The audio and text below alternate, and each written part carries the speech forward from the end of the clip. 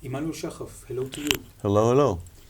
If you would emphasize in one line, in few words, what would you describe as the situation right here, right now, in Israel, in the frontier with Gaza, with Lebanon, with Iran, with the Palestinians, the Arab Israelis, the United States? One line.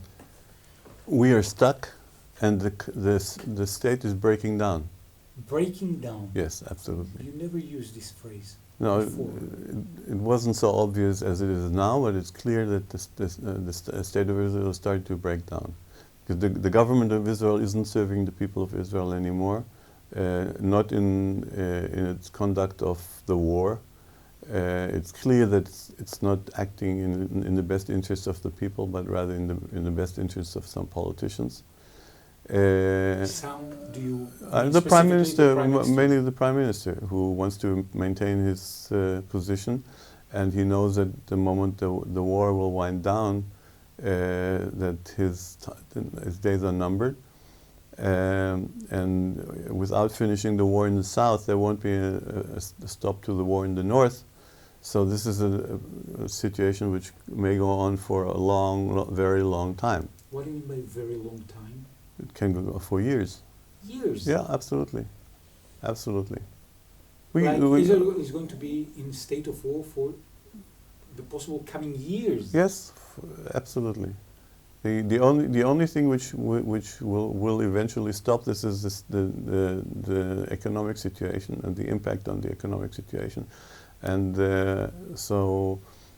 but other than that, it's quite possible to keep the situation on. That if we go towards occupation of the Gaza Strip, that's basically a continuation of the war in other forms, and the north will continue to be occasional bombardments. So this can go on for a very long time, and it serves the present government, because under the cover of the war, it can make all kinds of changes to the legislation and deteriorate our democratic status even more. And you think that the people of Israel will remain in the army, serve the war in the coming years, patiently waiting for the complete and total victory of the idea? They will cooperate. By and large, they will cooperate. There will be elements who will try to protest, and there will be protest movements and demonstrations and so on. But by and large, people, when you're being shot at, and the Palestinians and Hezbollah shoot at us, you have to defend yourself. So it's much more difficult to start a protest movement when you're in a situation like that. What about the people that were kidnapped from their homes in this situation? I think they might be remaining stuck in Gaza? Yes, absolutely. I think the government has given up on them. I don't think there's no serious interest in releasing the hostages. No real effort is being made to do that, because a real effort would mean to wind down the war in the south, and that the government is not willing to do. They're saying it's a too much price to settle. Too high a price, yeah.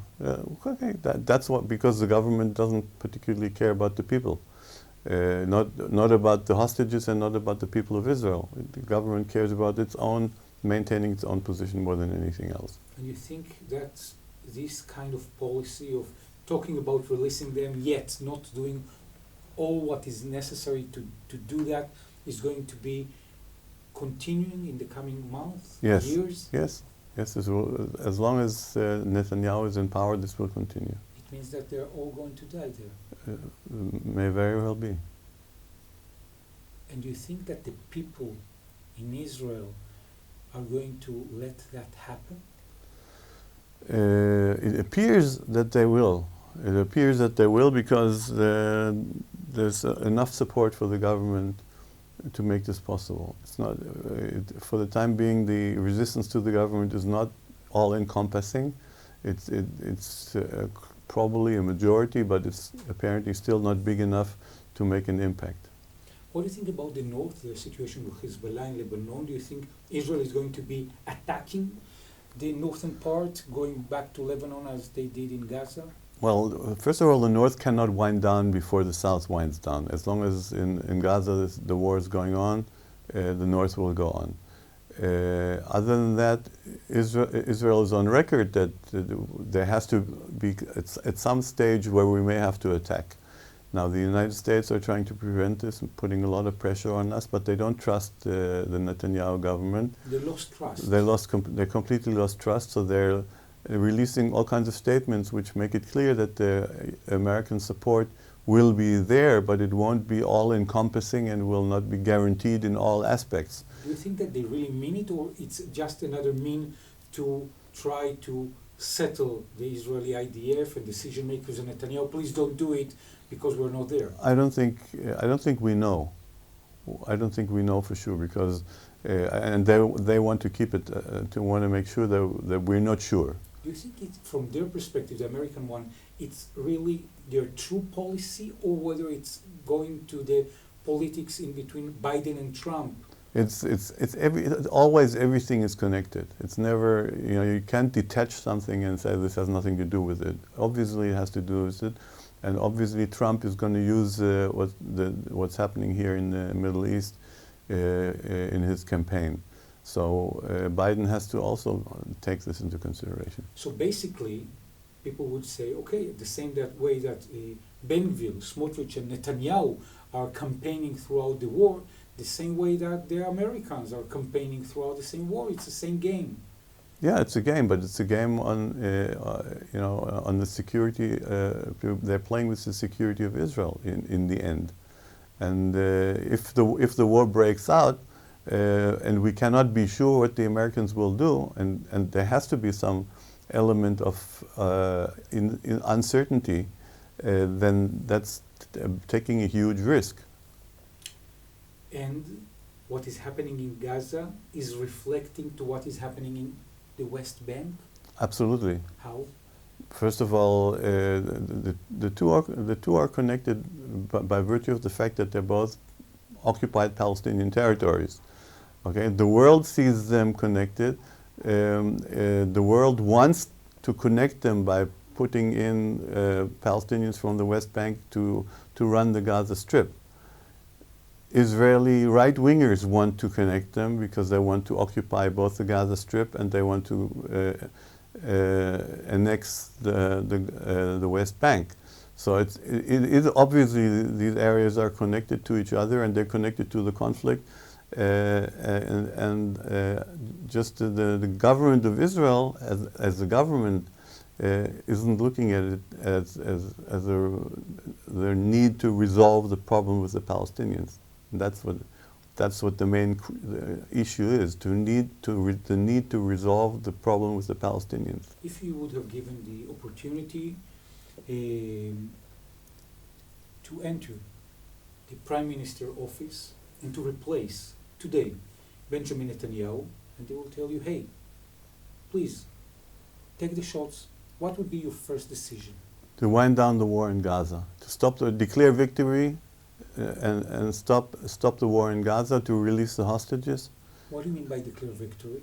Declare victory said we have diminished Hamas to the extent that we wanted to and it is necessary, and we can now stop the war. But what about the total victory, the complete victory? We'll declare victory. It doesn't. We just declare victory. That's what normal countries do when they reach a certain point where there is no benefit in extending the war, and there's absolutely no benefit in keeping the war running.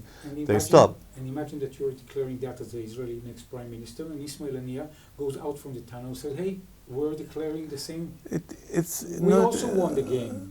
Let him declare. Let him declare what. Take a look around.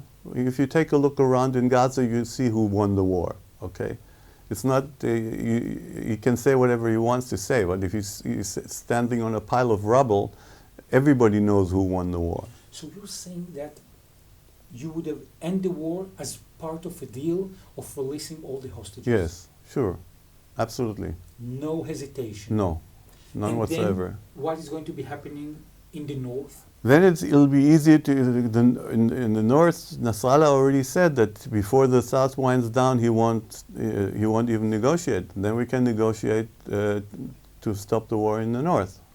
Okay, so it's all new ball game. Okay. And then the next step, the second decision that you would have made. Start to negotiate over a future with the Palestinians. Okay. The one-state solution? It has to be a regional solution of one state in a federal arrangement like we propose over a period of a few decades. I don't know how long, the shorter the better, but it'll probably have to last for a decade or two at least, and to give a future, to give some kind of vision to the people, both Israelis and Palestinians, that there's light at the end of the tunnel. And you think it can be done today?